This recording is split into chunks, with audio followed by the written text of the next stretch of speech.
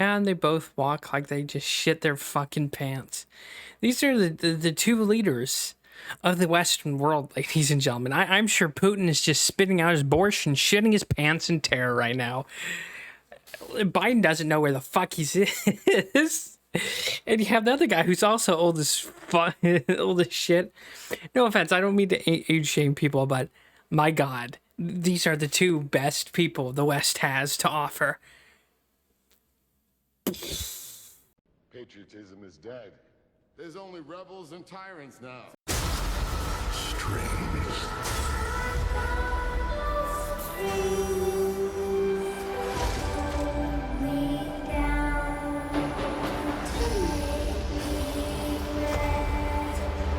A world ready for the righteous and the pure to inherit. Don't believe in surrenders.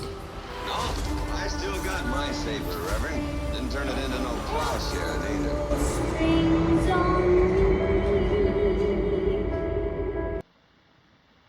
I'm taking over this territory.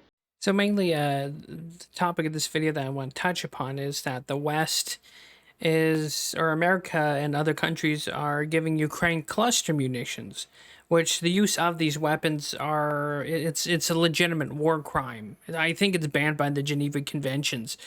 But for those of you who don't know what a cluster bomb is, just let me paint a picture.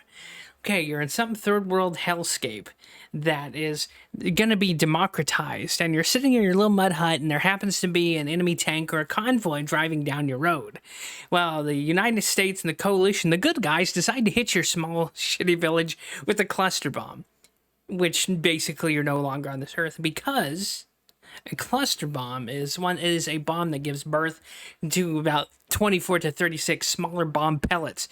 And there should be a clip on screen of what that does to the ground. If you're caught in that, you're fucked. And it's a war crime. But you see, the thing is about war crimes is they pick and choose like who to try for war crimes. And basically, if you're Western aligned, they'll let you get away with shit. Let me give you some history. So when Yugoslavia broke up, right, they put a whole bunch of Serbians on, wanted to try them for war crimes, which they couldn't fucking prove. Some of them they could prove that they committed war crimes. Some of them were horrible, shitty people. But on the other side, the Croatians also had horrible, shitty people that committed war crimes, executed civilians, and did heinous shit. But you see, they skated because they were allies to the United States. And this goes back to also World War II, where you had Nuremberg trying Germany for all kinds of war crimes, but not trying one allied soldier for some one war crime. When, there's stories of them bombing Dresden and people, to avoid the incendiary bombs, they jump in the river. But you see, the twisted part is the fire of the city superheated the water. So to avoid being burned alive by a fire, they jumped in the water and then they were scalded to death.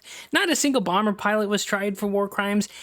And I almost forgot the Russians, who committed numerous amounts of war crimes, like feeding POWs oil and water so they shit their pants on a POW parade. Fucked up shit like that. But you know what? The West closed its eyes because, they were our allies. We can't, it's bullshit. And this is where you get to my point with the bullshit of the Geneva Conventions and war crimes. It's a two-scale justice system, just like here in the West, where Hunter Biden can do illicit drugs in the White House, can engage in tax fraud, and get a sweet plea deal and just skate away.